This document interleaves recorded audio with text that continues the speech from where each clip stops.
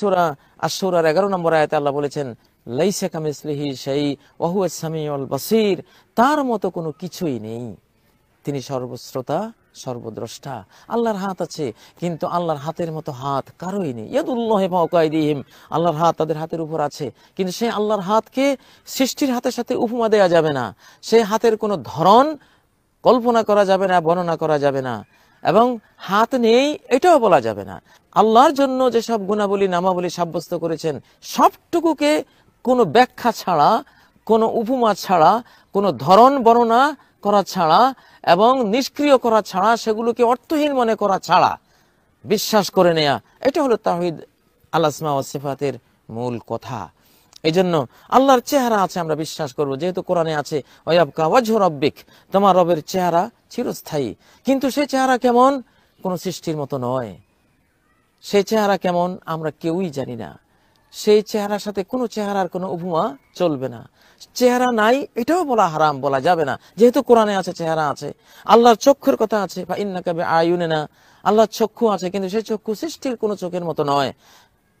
আল্লাহর কদম, পায়ের কথা এসছে, সেই কদম বা পা কোনো সৃষ্টির পায়ের মতো নয়।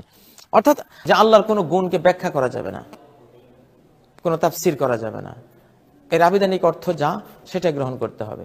যেমন ইয়াদুল্লাহ, আল্লাহর হাত, আপনি যদি ব্যাখ্যা করেন এই হাত মানে কুদরতি হাত, তাহলে আপনি মস্ত বড় তাওহীদ লঙ্ঘন করলেন। কুদরত আপনি কই পেলেন? এটা কুদরতি হাত কে বললো? এটা হাত হাতেই, কামা ইয়ালিকু বিজালালি, আল্লাহর হাত আছে। লিল্লাহি ইয়াদুন ওয়ালাইসা কায়াদিহি ইয়াদ, আল্লাহর হাত আছে, তার হাতের মতো কারো হাত নেই। লিল্লাহি আইনুন ওয়ালাইসা কাআইনিহি আইন, আল্লাহ চক্ষু আছে, আল্লাহ চোখের মতো কারো কোনো চোখ নেই। আল্লাহর কদম আছে, আল্লাহর কদমের মতো কারো কোনো কদম নেই। এইভাবে বিশ্বাস করতে হবে। কিন্তু যদি বলেন এটা কুদরতি পা, যেমন অনেক তাফসীরের কিতাবে এই ভুলটা লেখা আছে, কুদরতি হাত, কুদরতি চোখ, নাউযুবিল্লাহি মিন যালিক। এই কুদরতি কথাটা শয়তান জড়িয়ে দিয়েছে আমাদেরকে তাওহীদ লঙ্ঘনকারী হিসেবে কবরে নেওয়ার জন্য এবং চিরস্থায়ী জাহান্নামী বানাবার জন্য।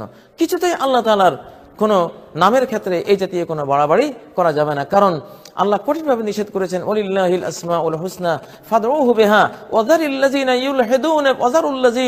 ইউলহিদুনা ফি আসমায়ে, আল্লাহর রয়েছে পরম সুন্দর নামসমূহ, সেই পরম সুন্দর নামসমূহ ধরে আল্লাহকে ডাকো।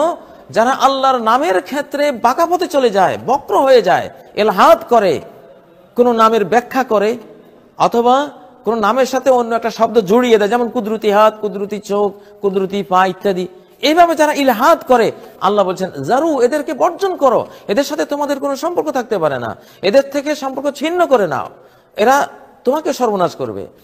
অতএব কিছুতেই আল্লাহর নামের ক্ষেত্রে কোনো তাসবিহ, সৃষ্টির সাথে আল্লাহর কোনো গুণকে, নামকে তুলনা করা যাবে না, এক।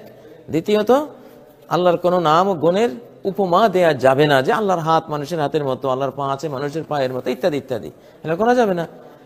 তৃতীয়, মিন গায়রে তাকিফ, কোন কাইফ, কোন ধরন কল্পনা করতে পারবেন না, বর্ণনা করতে পারবেন না। যেমন আল্লাহ হাসে, হাসিটা কেমন ধরন আমি জানি না, আল্লাহর হাসি আছে এটা জানি, বাস এটার উপর ঈমান আনলাম, আমার দায়িত্ব শেষ, আল্লাহর হাসির উপর ঈমান আনলাম। কিন্তু হাসিটা কেমন এটা আমি জানবো না। কেন জানি না? আল্লাহ কেমন এটাই তো জানি না। আল্লাহ কেমন যেহেতু এটাই জানি না, অতএব তার হাসি কেমন এটা কিভাবে জানবো?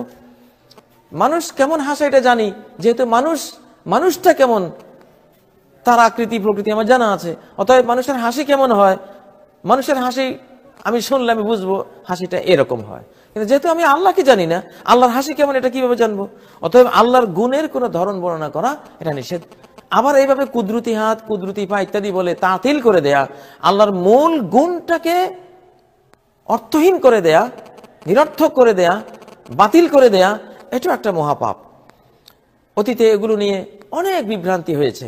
আল্লাহ তাআলা আমাদেরকে এসব বিভ্রান্তি থেকে রক্ষা করুন।